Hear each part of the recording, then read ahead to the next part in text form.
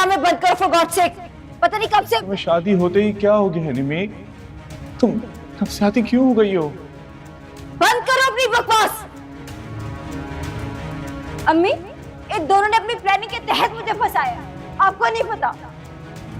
अम्मी, सब बेहतर है कि इसको मेरी नजरों से दूर कर दे, वरना मैं ये घर छोड़कर चला जाऊंगा। अम्मी, भाई को बताएं कि भाभी की असलियत नहीं जानता।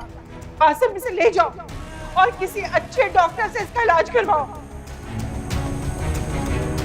अम्मी, आप तो मेरी बात बस तुम्हारी इन चालबाजियों की वजह से मैं अपने बुढ़ापे को नहीं रोल सकती और ना ही अपने पोते पोतियों को देखने के लिए तरस सकती हूँ। ले जाओ इसे।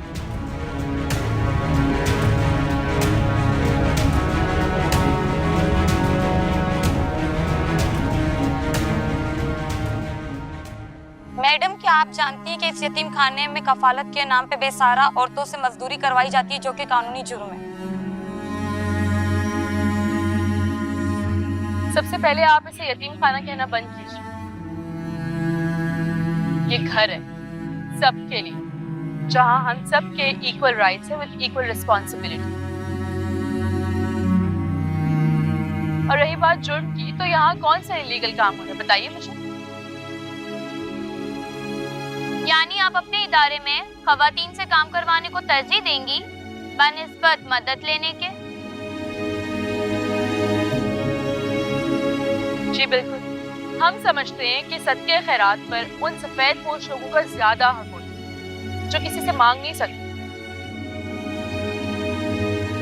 तो फिर हम आने वाली नस्ल को हाथ फैलाने या सदका खैरात पर तकिया करने की तलकीन नहीं कर सकते। हम चाहते हैं कि बच्चे बड़े होते हुए यहाँ मौजूद सारे घर वालों को मजबूत होते और एम्पावर होते हुए देखें, ताकि खुद भी पढ़ लिख कर कुछ बने। और जब तक ये बच्चे पढ़ लिख कर कुछ बन नहीं जाते, हम इनके साथ इनके माँ बाप की तरह खड़े, इन्हें पढ़ाने और इन्हें हुनर सिखाने को। और अगर किसी को एतराज है तो हमें कोर्ट में चैलेंज कीजिए।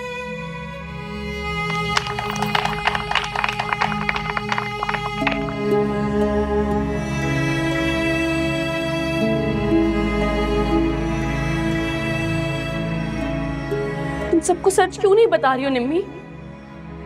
जो सच है वो तो सबको पता चल गया है ना। तुम जानती हो मुझे उसने बुलाया था, तुमने खुद पढ़े थे मैसेजेस। मैं उसे बचाने के लिए गई थी।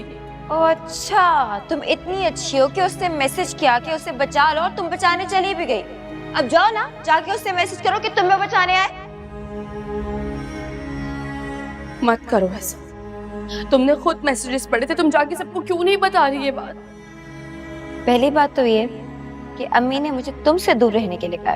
निम्मी मगर तुम। दूसरी बात ये कि मैं ऑलरेडी बता चुकी मामू को भी और अम्मी को भी कि मैं जल्दी सो गई थी और मुझे कुछ नहीं पता। अब पता नहीं अब तुम ये कौन सी कहानियां बना रही हो और मेरे पीछे क्यों पड़ी हो? फूटो यहाँ से, जाओ। तुम्हारी सच से मेरी इज्जत बच जाएगी। इसके पीछे पढ़ने के बजाय उसके पीछे जाकर पढ़ो।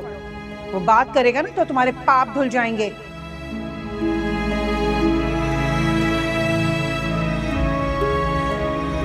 तुम शर्म नहीं आती अपनी वैल्यू बढ़ाने के लिए रिश्तेदारों का इस्तेमाल? एक मिनट, बात सुनो।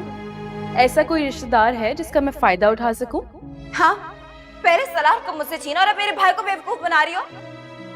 कौन सा भाई? तुम्हें क्या? इतनी तुम मासूम हो जैसे हमें तो तुम्हारी प्लानिंग नजर ही नहीं आ रही है ना। जरूर तुमने उकसाया सलमान भाई को कि वो तुमसे शादी करने के लिए मरे जा रहे हैं, वरना उन्हें तुम्हारे नाम से भी नफरत है।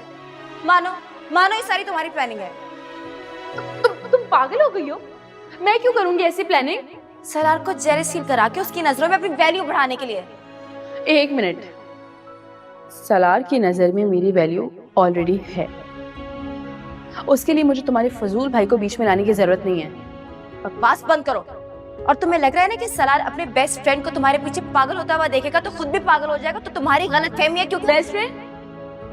कौन सा बेस्ट फ्रेंड? तुम्हारे भाई की कोई औकात नहीं है सलार की नजर।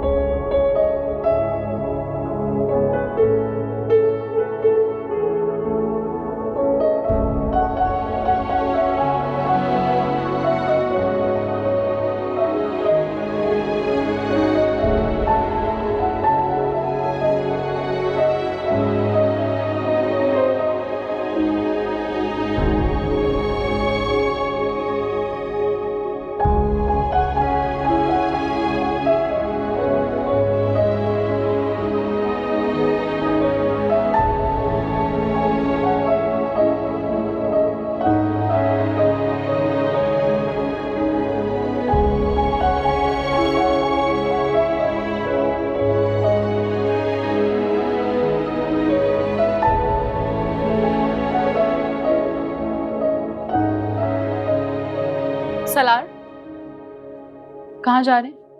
काम है कुछ। काम से तो आ चुके हैं ना? अच्छा, तुम्हें याद है ये बात? अपने बिजी स्केड्यूल से मुझे याद रखने का वक्त मिल गया तुम्हें? तंज कर रहे हैं आप? मैं एंजॉय कर रही हूँ ना।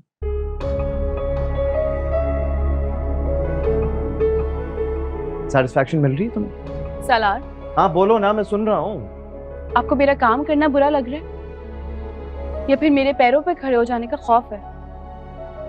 तुम्हारा मतलब तुम्हारी कामयाबी का खौफ?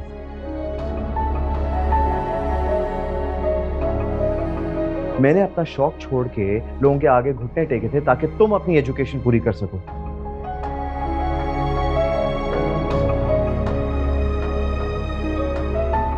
किसी अच्छे कैलिबर की जॉब करो।